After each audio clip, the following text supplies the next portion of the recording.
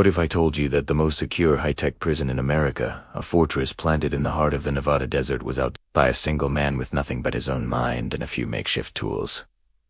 This isn't a Hollywood movie plot. This is the story of Marcus Reed, and it's one of the most astonishing prison breaks in U.S. history.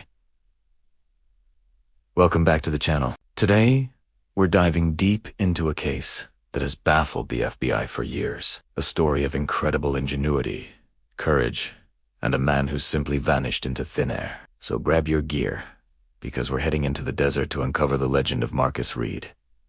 To understand the escape, you first have to understand the prison. We're talking about the Nevada Federal Penitentiary, often called the Citadel. Built in the late 90s, it was designed to be escape-proof. We're talking pressure-plated floors, seismic sensors, 360-degree camera coverage with facial recognition, and a perimeter fence that carried enough electricity to stop a tank. Inmates were confined to their cells 23 hours a day. It was a concrete and steel tomb, a place from which there was no return, or so they thought. Now, let's meet our protagonist, Marcus Reed. He wasn't your typical inmate. Before his conviction for corporate espionage charge, he always maintained was a top-tier military engineer. He specialized in designing secure facilities for the army. Think of the irony. The very man who knew how to build impenetrable fortresses was now locked inside one. While the other inmates saw walls of concrete, Red saw blueprints, systems, and weaknesses. He was patient.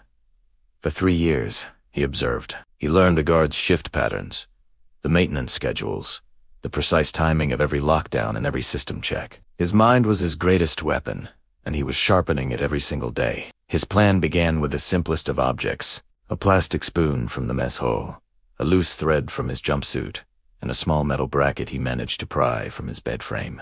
Over months, in the dead of night, he painstakingly sharpened the spoon's handle on the concrete floor, creating a crude but effective digging tool. The metal bracket became a tiny wrench.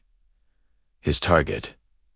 The air vent covered the back of his cell. It was secured with tamper-proof bolts, but Reed knew something the prison designers overlooked. With enough patience and precise, repetitive torque, even tamper-proof bolts have a breaking point.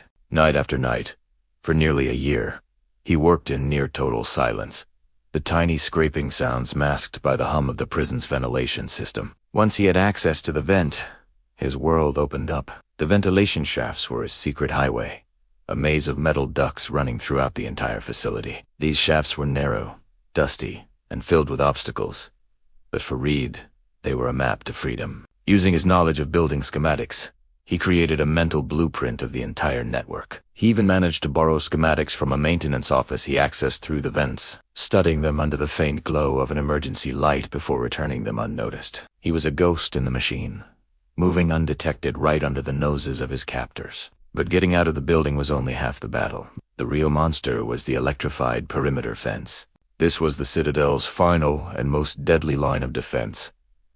Direct contact meant instant death. Disabling it from the inside was thought to be impossible. But Marcus Reed wasn't just an engineer. He was also a student of nature. He knew the Nevada desert, and he knew its weather. He waited for the perfect storm. He had been tracking weather patterns by observing cloud formations from his tiny cell window and listening to snippets of weather reports from the guards' radios. He needed a thunderstorm, a big one, with plenty of lightning. Why?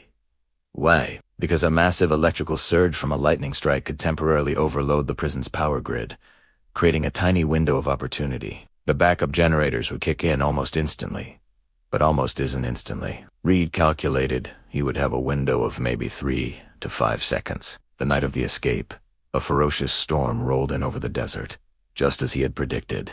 The sky lit up with lightning, and the wind howled. Inside, the prison was on high alert.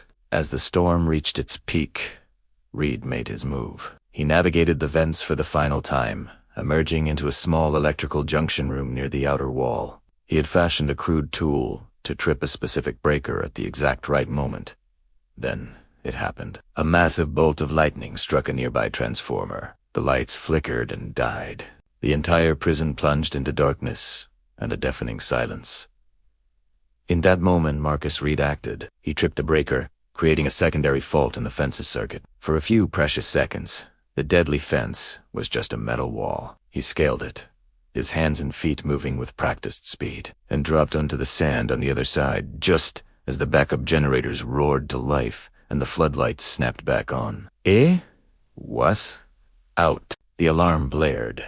The prison went into total lockdown. Searchlights swept the desert, and within an hour, the FBI had established a multi-mile perimeter. K-29 units, helicopters with thermal imaging, and hundreds of agents swarmed the area. They found his tracks leading away from the fence, but the swirling sand and rain from the storm quickly erased him. It was like he had vanished. The manhunt was one of the largest in Nevada's history. The FBI was convinced they would find him in days, expecting him to succumb to the harsh desert environment, but they underestimated him again.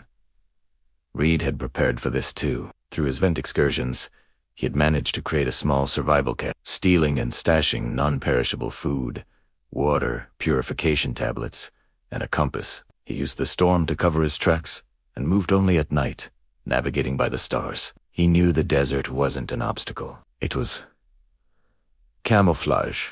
Days turned into weeks, weeks into months, and months into years. The FBI chased down hundreds of deadened leads. There were reported sightings in Mexico, Canada, even Southeast Asia, but none were ever confirmed. It was as if Marcus Reed had stepped off the face of the earth. He was never seen or heard from again. The official FBI file on Marcus Reed remains open to this day. But for many, the case is closed. He became a legend, a modern-day folk hero, a symbol that, no matter how high the walls, the human spirit's desire for freedom, when combined with a brilliant mind, can never truly be contained. His story serves as a chilling reminder to the powers that be and an inspiration to anyone who has ever felt trapped. He proved that the most sophisticated prison in the world is no match for the ultimate tool, the human mind. What do you think happened to Marcus Reed? Did he make it to a new life in a foreign country? Or is he still living off the grid somewhere in the vast American wilderness?